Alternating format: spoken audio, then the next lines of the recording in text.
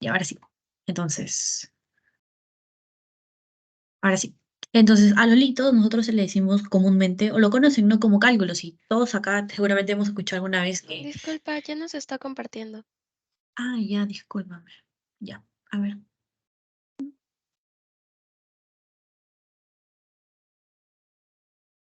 Y ahora sí.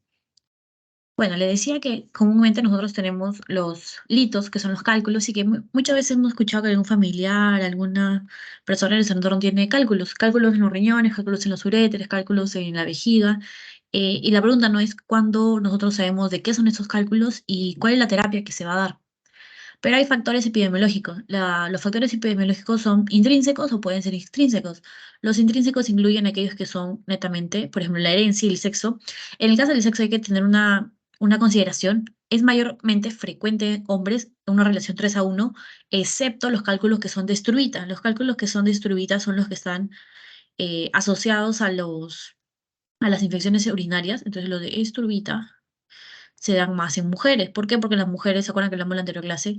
Tienen más propensión a tener infecciones urinarias. Entonces, los cálculos de Struvita, que son los que te van a causar posiblemente un cálculo coraliforme, todos ellos, tienen más relación en mujeres. Es el único caso en el cual de los cálculos el sexo gana en mujeres. Mayormente el resto de los cálculos se da mayormente en hombres.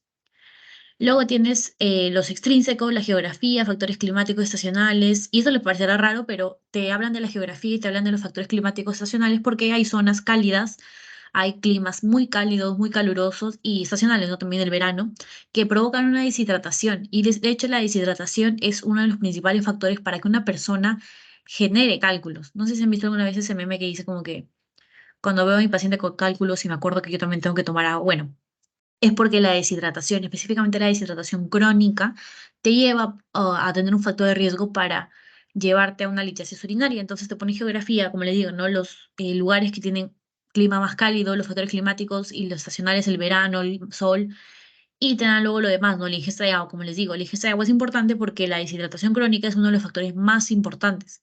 Tienes contenido de minerales y oligoelementos, por ejemplo, en el caso de los cálculos que son de ácido úrico, la ingesta de ciertos alimentos como las carnes, donde encontramos sobre todo, ustedes saben que el ácido úrico se termina o es un producto de la depuración o del metabolismo de la, ay, perdón, me llegó un mensaje. Entonces, cuando nosotros comemos del metabolismo de las purinas, perdón, entonces las purinas donde se encuentran en las carnes, en las vísceras, entonces si tú consumes más carne, tienes más propensión en algunos casos de tener un tipo de cálculo específico, que es el de ácido úrico. Luego te dan el caso de la ocupación, las ocupaciones en las cuales hay grados intensos de deshidratación, como los constructores, los maratonistas, los deportes extremos, en los que los pacientes no consumen agua o consumen muy poquita agua o están en constante eh, trabajo que implica una sudoración excesiva, contacto con el sol, encima en verano, están al aire libre, que los lleva a deshidratarse no de manera aguda, como le digo, sino de manera crónica. Y luego tiene la fisiopatología de la obstrucción urinaria asociada a litiasis. Lo principal o lo más grave que te puede causar una litiasis es una falla renal. Y vamos a ver que la falla renal sí es una posibilidad en un paciente que tiene litiasis. Y tú dirás, bueno, pero un cálculo es chiquito, un cálculo a veces se sale solo. Pero la complicación más fea que te puede dar es que haya una pérdida irreversible de la función renal. ¿Y qué es lo que va a pasar? Los riñones se supone que tienen la función de excretar la orina, ¿no es cierto? Entonces, ¿qué pasa? Cuando tú tienes una obstrucción urinaria por un cálculo, esta excreción disminuye. Tu riñón ya no puede botar todo lo que tiene porque hay una obstrucción que limita el flujo. Entonces tienes disminución progresiva de las funciones secretorias del riñón. Ya hay una redistribución entonces del flujo sanguíneo renal de las nefronas medulares hacia las corticales, que provoca que también esta filtración glomerular baje. Entonces, como tú tienes una obstrucción renal uretral crónica, tienes una disminución del peristaltismo y de la generación de presión. O sea, tu cuerpo ya se acostumbró pues, a tener ese hito 1 mes, 2 meses, y tú no te has dado cuenta. ¿Por qué? Porque tu cuerpo lo ha compensado. ¿Cómo lo ha compensado? Disminuye el peristaltismo y la generación de presión, cosa que no te dañas. Entonces, de manera crónica, tú puedes tener una litiasis, no te has dado cuenta, es asintomática. ¿Y qué es lo que pasa? Una vez que estos mecanismos de obstrucción aumentan, o sea, tienes una obstrucción que es completa, entonces ya no puedes compensarlo y se produce un deterioro renal dentro de 18 a 24 horas. Al cabo de 5 días, sin con certeza las 2 semanas, ya hay pérdida irreversible de la función renal. Es lo que pasa cuando te dicen, por ejemplo, hace unos meses, hace 5 meses, ponte, hace 5 meses tuve un dolor muy parecido, no me dolía el riñón, yo creo, me dolía la espalda, pero no hay problema porque yo me tomé un calmante, me tomé un Aines, un Naproxeno, y me pasó el dolor. Y tú no sabes si ese hito se estaba obstruyendo, se estaba fijando ahí, enclavando en el uréter. Y pasó el tiempo, 5 meses, pero bueno, voy a hacer un chequeo, no sé qué cosa, me hago una ecografía y, oh, maravilla, tengo una hidronefrosis severa. Y eso es lo que te está causando el daño irreversible, ¿no? Te pasó un evento, no hubo mejoría porque no sabías qué era, porque no se diagnosticó, no se trató. ¿Y qué es lo que pasa? Tu cuerpo trató de compensarlo por mucho tiempo. Y al pasar ese tiempo, eh, llega un punto en que la obstrucción se hace completa y tú debutas con una hidronefrosis o por imágenes incidentales hay una hidronefrosis grave que obviamente implica una pérdida de la función renal, pero que va a ser irreversible. No vas a poder tú de alguna manera revertirla. Si le quites el cálculo, ese riñón ya está deteriorado. Ahora, después de 16 semanas, 4 meses de obstrucción, solo se genera una ligera recuperación. Ahora, si es que estos cálculos están acompañados de infecciones urinarias, como les dije, ¿no? Los cálculos de Struvita son los más relacionados con la infección urinaria, le agregas al proceso inflamatorio una infección, lesiona más la función renal y ureteral. Ahora, tienes acá eh, factores que te van a llevar la sobresaturación, la carencia inhibidora, la epitaxis y las combinaciones anteriores. La sobresaturación, te ponen el ejemplo de cuando, por ejemplo, tú tienes una limonada y tienes el agua con el limón y le quieres echar azúcar. Entonces tú le echas azúcar y tú ves que el azúcar se disuelve, ¿verdad? Entonces, ¿qué pasa?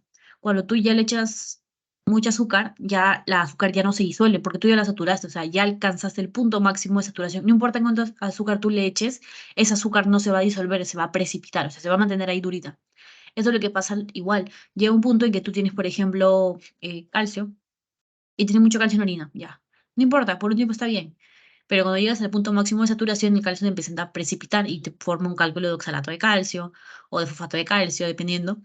Y es que así como se forman los cálculos, son precipitaciones. Luego tienes la iniciación de la matriz.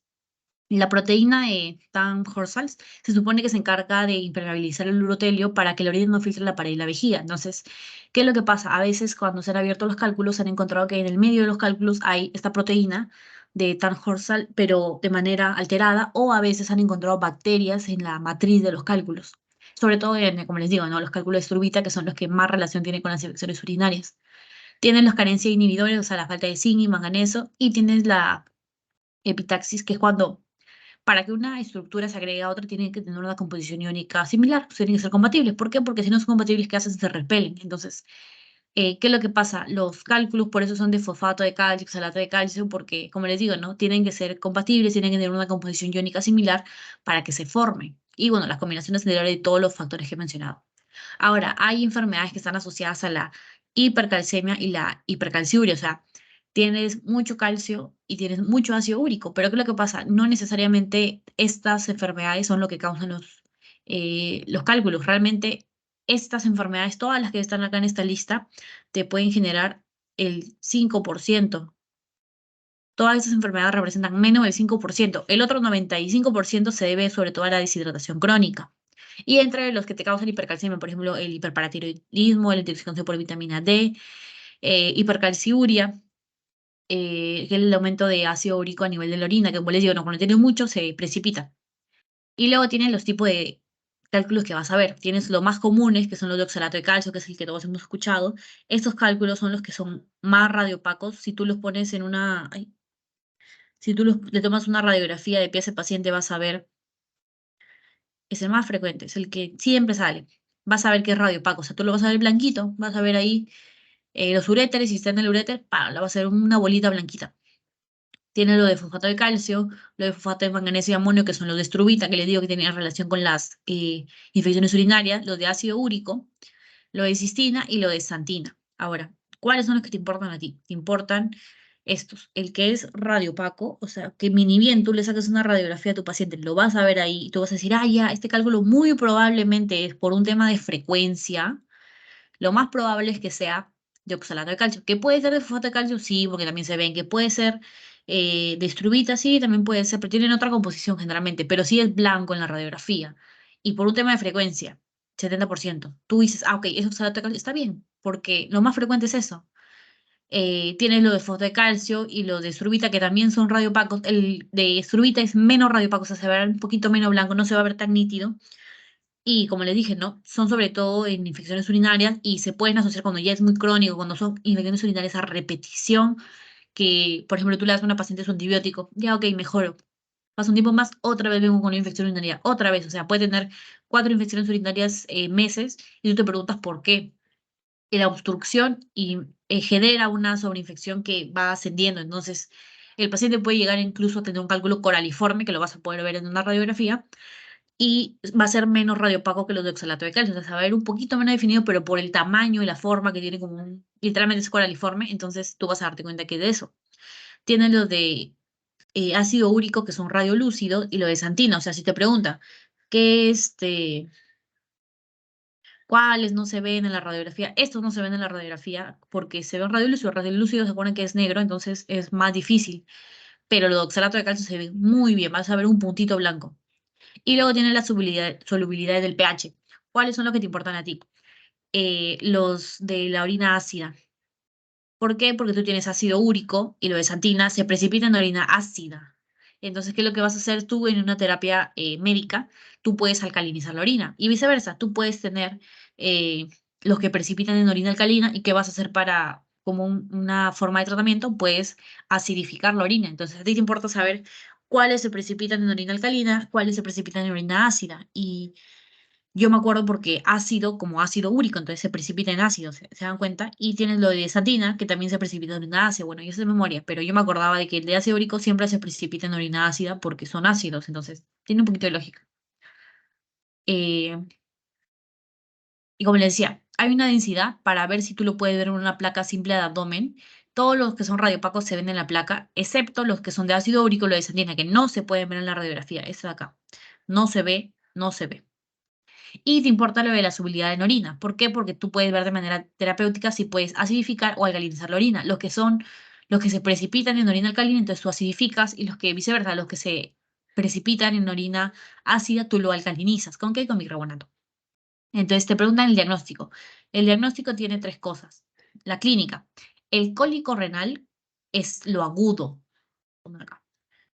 Porque como les dije, hay casos en que el paciente tiene su cálculo y ni cuenta se da, no se ha dado cuenta, puede ser hasta sintomático, pero cuando un paciente tiene un cólico renal, tú te vas a dar cuenta que tiene un cólico renal porque el dolor es muy intenso, es un dolor que es urgente, que no se tolera y que no tiene una posición, eso es algo característico, te lo pueden preguntar en el examen, no tiene una posición antiálgica. Eso significa que el paciente se pone en todas las posiciones posibles y no le pasa el dolor. No es como la apendicitis que cuando tú lo pones al paciente, haces que se ponga así como un bebito, le pasa el dolor, se inclina hacia adelante, le pasa el dolor, no es así. No es así. El cólico renal no pasa con nada y se puede asociar a hematuria o molestias urinarias. El paciente te puede decir, sí, tengo como un ardor al orinar, eh, tengo como una sensación de que orino, pero no siento que la orina se me queda ahí, no pasa la orina, tengo que orinar y pujo, pero no sale. O sea, pueden ser diferentes cosas. Puede ser desde un hombre que tenga un cálculo atorado en la uretra que no le deja salir la orina, o puede ser hasta una mujer que tiene hematuria, o que tiene un cálculo de Struvita, que es asociado a infecciones urinarias, y te dice toda la sintomatología de una infección urinaria, ¿no? Entonces, el cólico renal es así. Luego te dicen el laboratorial y lo radiológico. En la radiológico te incluyen la radiografía de abdomen, y como le digo, los que sí son radiopacos se van a ver, los que no, no.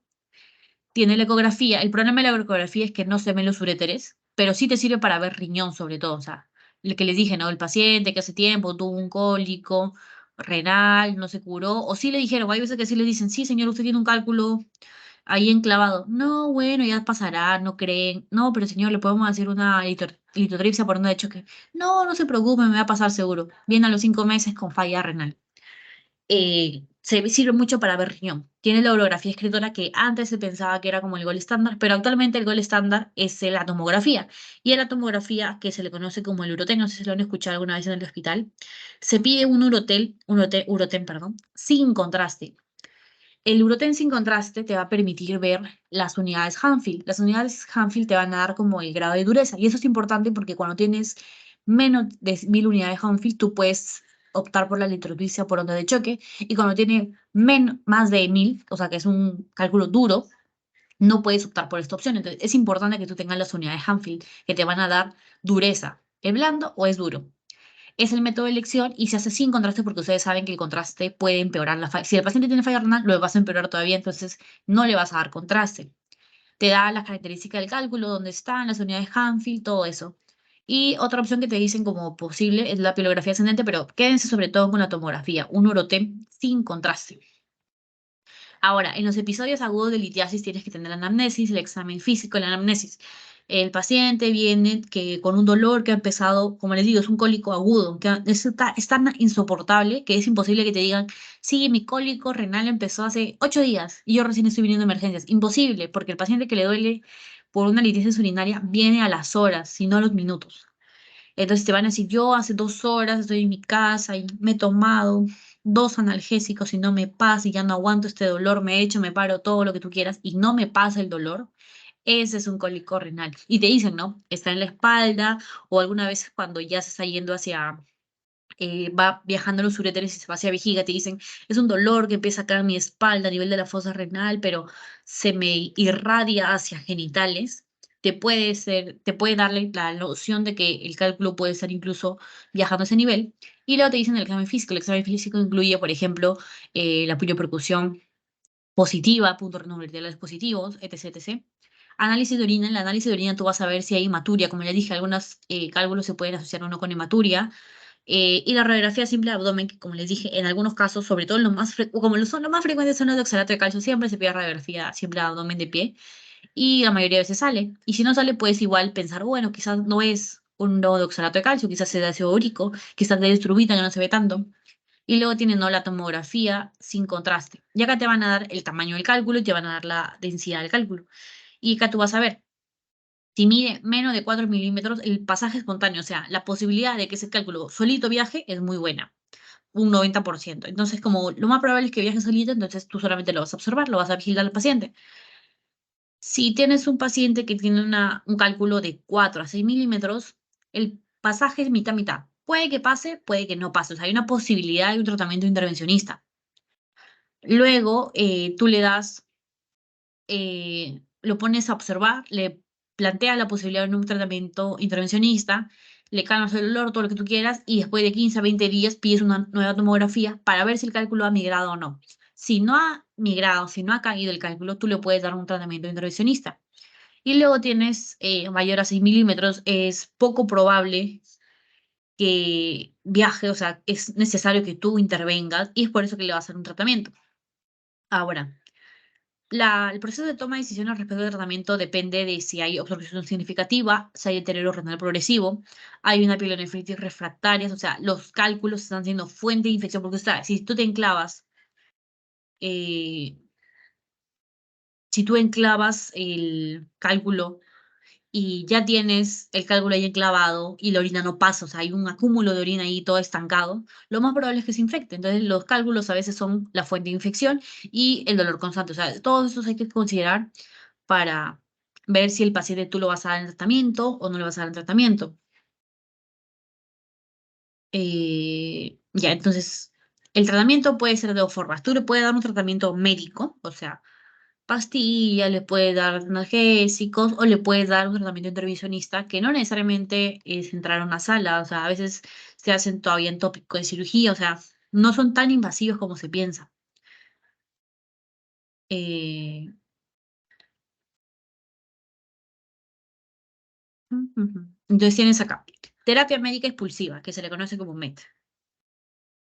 Tienes acá los que son alfa bloqueantes como la tamsulusina, en especial la tamsulusina, que lo que van a hacer es relajar el músculo liso. Si tú relajas el músculo liso, haces que ese cálculo tenga menos resistencia a viajar. Entonces, como tiene menos resistencia a viajar porque todo está relajado, entonces tú puedes ayudar de esa manera que el cálculo tenga un pasaje de manera distal, sobre todo cuando eso se da cuando los cálculos son distales. Si el cálculo está arriba, o sea, imaginemos que tienes acá, miren, ya, voy a dibujar los uréteres y acá está la vejiga ya. Y por acá va la uretra, ya. Si yo tengo un cálculo aquí, es distal, ¿no es cierto? Está más abajo. Entonces yo le puedo dar de un solo signo y lo más probable es que ese cálculo se relaja todo, viaja por acá y listo, sale. Si yo tengo un cálculo acá, o sea, proximal, acá está el riñón, imaginemos, y tú le quieres dar tansulosina, puede ser que relaje, ok, pero es mucho más difícil que caiga todo ese trayecto. O sea, lo ideal es que tú le des esta terapia médica expulsiva cuando estés seguro de que el cálculo sea distal o cuando el cálculo ureteral tenga menos de 5 milímetros. ¿Por qué? Porque mientras más chiquito sea, más fácil que pase por el uréter. Entonces, esta terapia médica expulsiva de transolucina solamente se usa en estos dos casos. Acuérdense, dos casos. Luego, la otra parte de la terapia médica es la quimiolisis oral, es lo que le decía, ¿no? Cuando tú tienes cálculos, por ejemplo, de ácido úrico, que tú sabes que se precipitan en orina ácida, entonces lo que tú haces es alcalinizar la orina. Lo puedes hacer con citrato alcalino o con carbonato de sodio, y eso va a hacer que deje de precipitarse, se destruya, sobre todo cuando tienes cálculos que son chiquitos o cuando tienes fragmentos de ácido úrico. Se debe evitar, se suspende con el tratamiento, te causa complicaciones como dolor, infección, deterioro de la función renal, etc, etc. Ahora, acá hay una clasificación de ureter proximal, ureter medio, ureter distal. Dependiendo de dónde esté el cálculo, tú vas a decir, ah, ok, le puedo hacer esto, no, no le puedo hacer esto. Entonces, tú tienes acá, ya, tienes acá el riñón, el ureter, voy a buscar solamente de un lado, ya. Acá está la vejiga, ya. Esta es la pelvis renal, ¿ok? Entonces, vamos a dividirlo así. Va. Un tercio proximal, un tercio medio y un tercio distal, ¿de acuerdo? Si está en este tercio proximal, o sea, en pelvis y un tercio proximal del uréter, entonces tú le puedes dar litotripsia por onda de choque, ureteroscopía o nefrostomía percutánea. Si tú tienes acá que está en ureter medio, le vas a dar ureteroscopía, litotripsia por onda de choque, igual si es en el ureter distal. Ahora, no me voy a como que enfocar mucho en esto porque ustedes todavía no han llevado urología como tal, pero le voy a explicar más o menos de qué trata. La litotripsia por onda de choque se da sobre todo en los cálculos que son blandos y es una terapia menos invasiva, o sea, se da incluso de manera ambulatoria, no necesitas anestesia general, simplemente literalmente que te dan como que láser, algo así. Te dan onda de choque, cosa que destruyen el cálculo. Lo destruyen, entonces el cálculo pasa. Cuando no se puede hacer esto, cuando la paciente está embarazada, cuando tienes alguna diátesis hemorrágica, cuando tienes una ITU que no está tratada, cuando tienes alteraciones esqueléticas, aneurisma, obstrucción y cuando la densidad es mayor a 1000. ¿Por qué? Porque como le dije, tienen que ser cálculos blandos. La ureterolitripsia es igual, pero se ingresa por el uréter. Igual, tiene tasas de eliminación buenas, es de primera elección en los pacientes que tienen gran obesidad y la única contraindicación que tienes cuando tienes una ITU no tratada. Y todo luego tiene la nefrolitotomía percutánea, que es cuando tú a nivel del flanco, o sea, a nivel de tu espaldita, perdón, de la parte del abdomen lateral, le haces una introducción percutánea, un endoscopio, y tú entras al sistema colector del riñón, o sea, entran por el costado del paciente. De esta manera, tú ingresas con el endoscopio, ves el cálculo y con la lithotripsia intercorpórea fragmentas y retiras el cálculo. La ventaja es que muy bueno, como es algo como muy directo, entonces tú 100% tienes las chances de eliminarlo.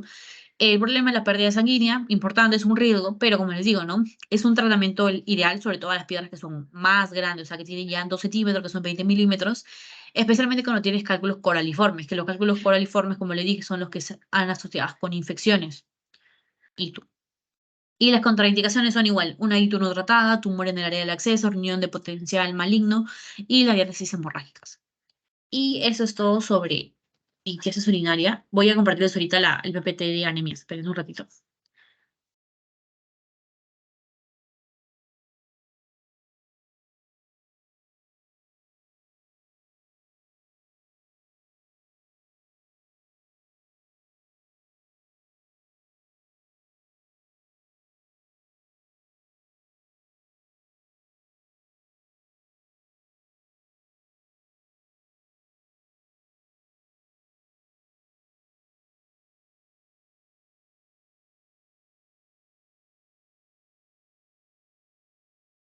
Ya. Ahora vamos a hablar sobre la anemia ferropénica. Les voy a hablar sobre esta anemia porque es la más frecuente, la más preguntada en todos los exámenes. Ustedes saben que las anemias se pueden clasificar. Voy a hacer acá. Las anemias tú la puedes clasificar por citología, por su causa, por lo que tú, agudas, crónicas, lo que tú gustes. Pero sobre todo se clasifican por las constantes corpusculares. Las constantes corpusculares pueden ser 6. pero generalmente te dicen eso de hipocrómico, hipocrómico, normocítico, y a veces uno no entiende de qué cosas me están hablando. Entonces, ¿qué es lo que pasa? En laboratorio se habla sobre las constantes corpusculares para que tú puedas ver ciertas cosas. Por ejemplo, tú tienes acá las constantes corpusculares que se usan son el B, C, M, C, H, C, M.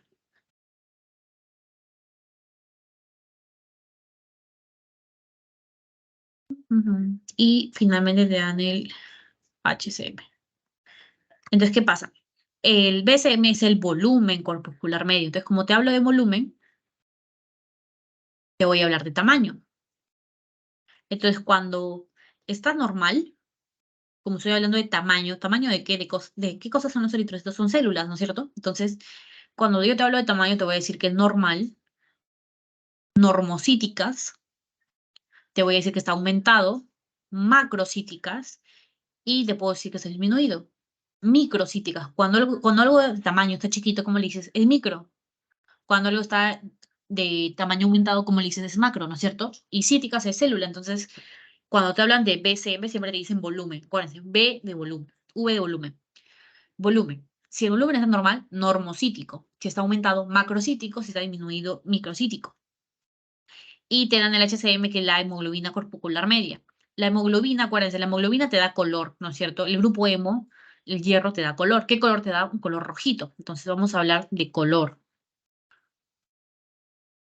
Ahora, esto igual puede estar normal, normocrómicas. Crómico es color, acuérdense. Entonces, si yo te hablo de color, puede ser normocrómico. Si está aumentado, puede ser hipercrómico. O si está disminuido, te voy a hablar de hipocromía. Entonces, son las constantes que más se utilizan. El CHCM también se utiliza, pero no tanto, la verdad es que no tanto. Siempre te van a hablar sobre volumen y color. Te van a decir, esta anemia es microcítica hipocrómica, es macrocítica hipercrómica. Siempre te van a decir eso. Tú te vas a preguntar, ¿qué cosa es? Ahora, ¿cuáles son los valores? El valor normal del... Ay, perdón. Cuando está aumentado el BCM significa que son, como les digo, son glóbulos rojos grandes, ¿no es cierto? Cuando está disminuido son glóbulos rojos chiquitos.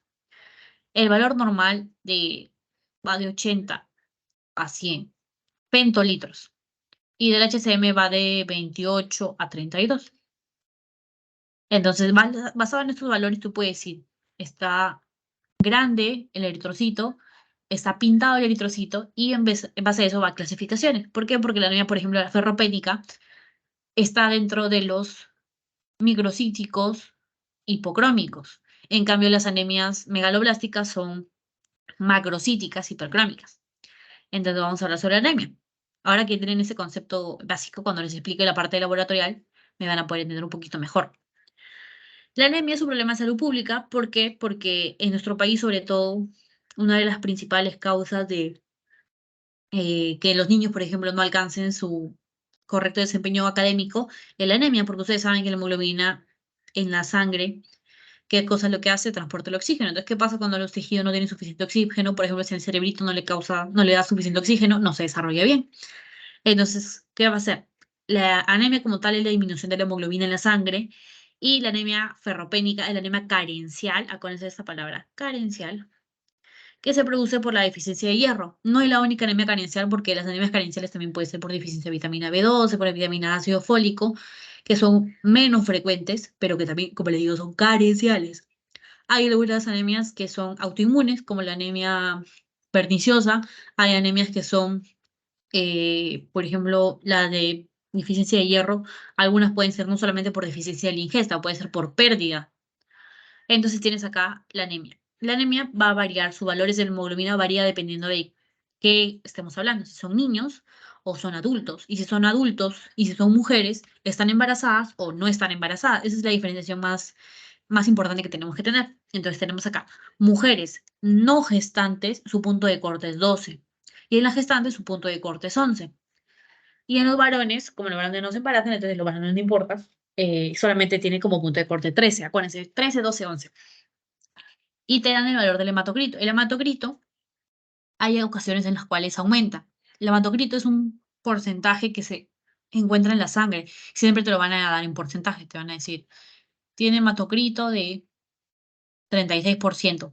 Si tiene un hematocrito de 36%, tú puedes asumir por una relación que hay, que significa que la persona tiene aproximadamente hemoglobina 12. El problema con el hematocrito es que el hematocrito, cuando hay estado de deshidratación,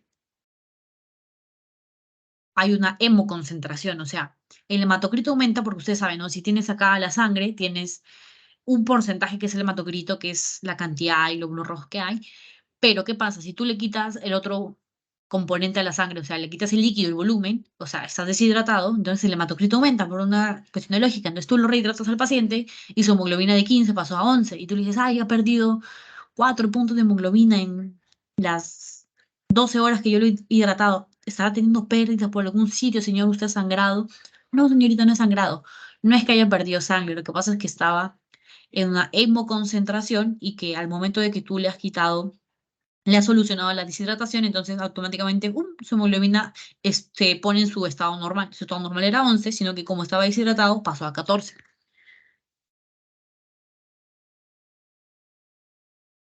Luego tienes acá grupo de riesgo. Los grupos de riesgo son sobre todo los pacientitos que son los que están en el extremo de la vida, los que son muy niños o los que son muy adultos, y luego los que son los adolescentes. Y obviamente las pacientes gestantes. En los niñitos, la edad de corte es 5 años, o sea, menos de 5 años, grupo de riesgo. Las mujeres, sobre todo en edad fértil, o sea, te dicen no que menstruan. ¿Por qué? Porque cuando menstrua, la mujer que hace pierde sangre. Entonces, cuando una mujer tiene alguna, por ejemplo, tiene un mioma uterino o tiene el problema de que sangra mucho, una hipermenorrea, significa que pierde mucha sangre y a veces tu cuerpo no lo compensa, entonces tienes una disminución de la hemoglobina y tú puedes decir, no, pero yo me alimento bien, yo no pierdo sangre por ningún sitio, yo me alimento bien, como bien, no tengo ninguna deficiencia de hierro. No sé, pero señorita, ¿usted cuando sangra? Cuando menstrua, perdón, ¿cuántos días sangra? Yo sangro 10 días. Lo normal es que sangres 4, ¿no es cierto? No, entonces, si tú sangras 10 días, tu cuerpo no compensa esa pérdida de sangre, tienes una anemia. Tienes acá a las mujeres embarazadas, sobre todo en el segundo y tercer trimestre, mujeres postparto, que como les digo, en el parto pierde sangre también, y los adolescentes que están en una etapa de crecimiento. La característica de por qué los niños y los adolescentes son más propensos es porque los niñitos y los adolescentes tienen un aumento de crecimiento, o sea, crecen más porque están desarrollándose. Entonces, si tú no suples esas necesidades de crecimiento, o sea, las exigencias que tu cuerpo te pide para que crezcas bien, entonces que te genera una deficiencia. Y es por eso que se consideran como un grupo de riesgo. Los requerimientos de hierro según la edad son estos. No tienen que aprendérselo, solamente para que vean que varía dependiendo si es un niño o si es una embarazada o si es un adulto varón. Varía el requerimiento que tiene de hierro. Y luego tienes acá la fisiopatología. Eh, la depresión del almacenamiento de hierro ocurre antes de que haya una disminución de la hemoglobina como tal. O sea, tienes una etapa, pongamos así.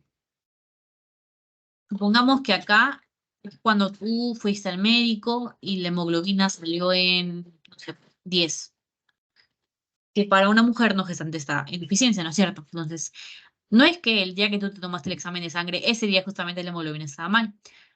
Meses antes, tu hemoglobina estaba normal, pero tu nivel de hierro estaba bajo. Entonces, ¿qué es lo que pasa? Tú tienes una forma de almacenar el hierro. Entonces, ¿qué pasa? En esos meses antes, cuando tú necesitabas hierro, le exigías a tu cuerpo hierro, pero había deficiencia en tu cuerpo, entonces tu cuerpo agarró el chanchito.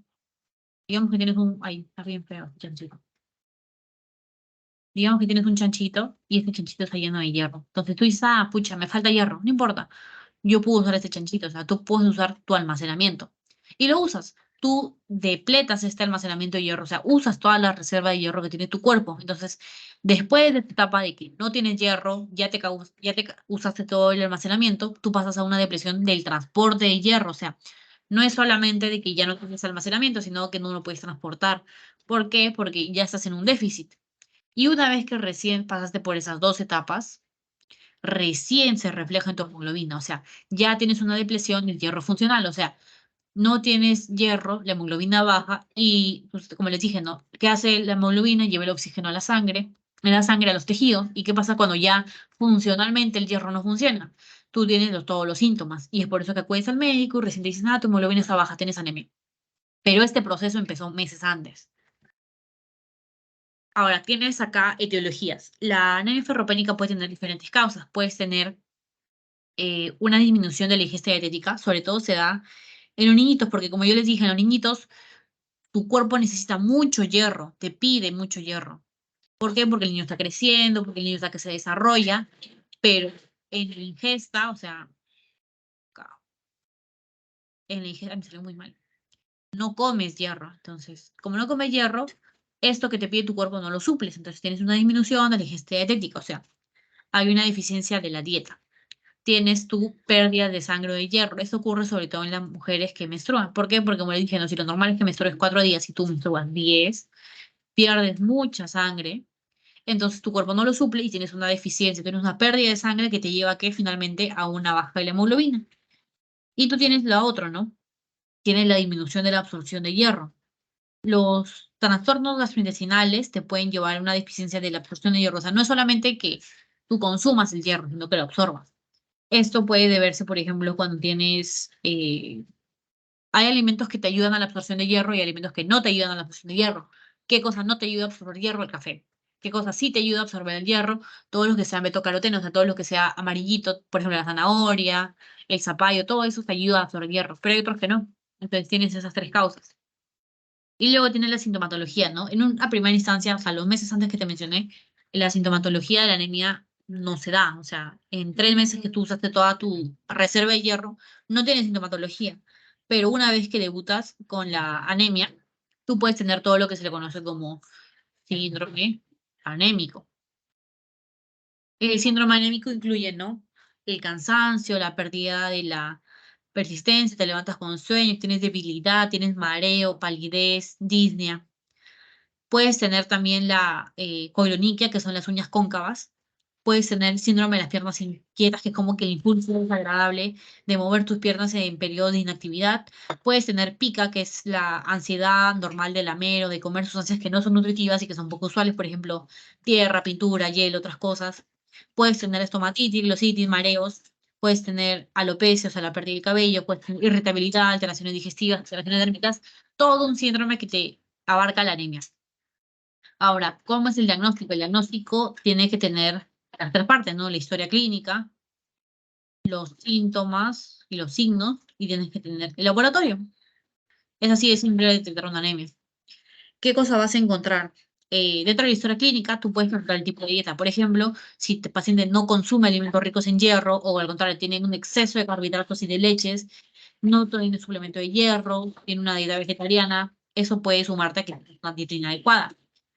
En la historia clínica también puedes incluir pérdida de sangre. Tu paciente está perdiendo sangre ¿por dónde? Puede perder sangre por heces, puede perder sangre por la nariz, puede tener hematuria por la orina, hemoptisis, o, como les digo, no pérdidas en la menstruación que son excesivas.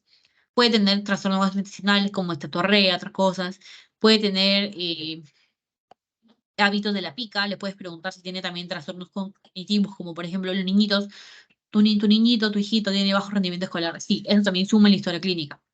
Tiene finalmente lo del laboratorio. Como les dije, en el laboratorio, la anemia es hipocrómica microcítica. O sea, tienes una anemia microcítica con un BCM menor de 80 litros y tienes una anemia hipocrómica, o sea, menor a 26 picogramos, o creo que les dije 28, pero 26. Y lo que te van a decir acá también es que en el frotis, o sea, en el frotis de sangre, vas a encontrar la microcitosis, la anisopoiquilocitosis, que es como una diferencia de tamaño y de forma, y ocasionalmente puedes tener un punteo basófilo.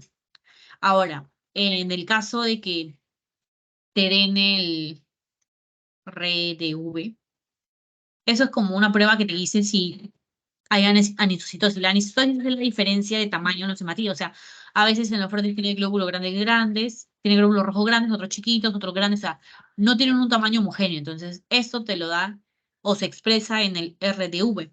Entonces, cuando tú tienes un RDV aumentado, tienes anisocitosis. La anemia, que es por déficit de hierro, o sea, la anemia ferropénica, puede cursar con eritrocitosis. O sea, hay una diferencia en el tamaño de los hematíes y sirve para el diagnóstico de diferencia entre las ferropenias y las talasemias, que en las ferropenias tienes esto aumentado y en las talasemias no. Ahora, ¿cuál es el tratamiento de la anemia ferropénica? Una vez que ya tienes el dado, tienes opciones. Tienes el hierro oral, el hierro parenteral, o sea, el endovenoso, el tratamiento dietético complementario. Ahora, el preparado más común del hierro oral es el sulfato ferroso. El sulfato ferroso tiene mejor absorción intestinal, tiene bajo costo, se puede administrar en varias personas. Se le da generalmente no en la posta a los niños y se le da a administrar alejados de la comida, o sea, le puede dar media hora antes o 2 horas después. Si tú lo asocias a alimentos cítricos, por ejemplo, un jugo de naranja, eso favorece que te absorba. Esos comprimidos son 300 miligramos, vienen en tabletas recubiertas.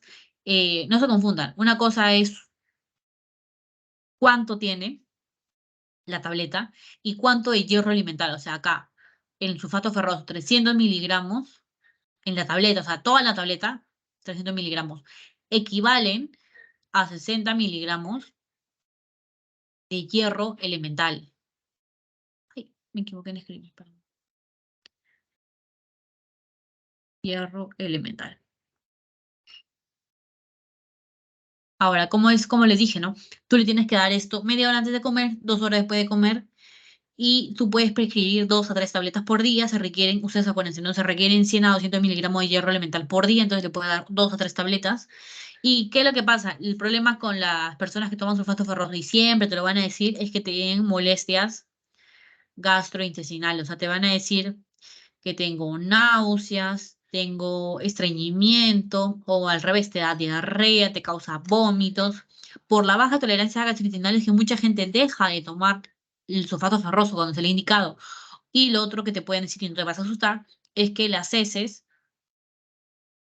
pueden tener coloración, pueden cambiar de coloración, pueden ser heces negras o más oscuras. Entonces, no se van a asustar porque ustedes saben, ¿no? El sulfato ferroso es hierro finalmente, y hierro de color es de color rojito oscuro.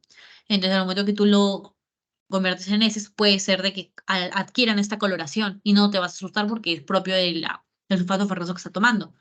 Por estas causas, o sea, por la falta de tolerancia gastrointestinal, es que muchas veces los pacientes dejan de tomarlo, pero no es lo que se debería hacer.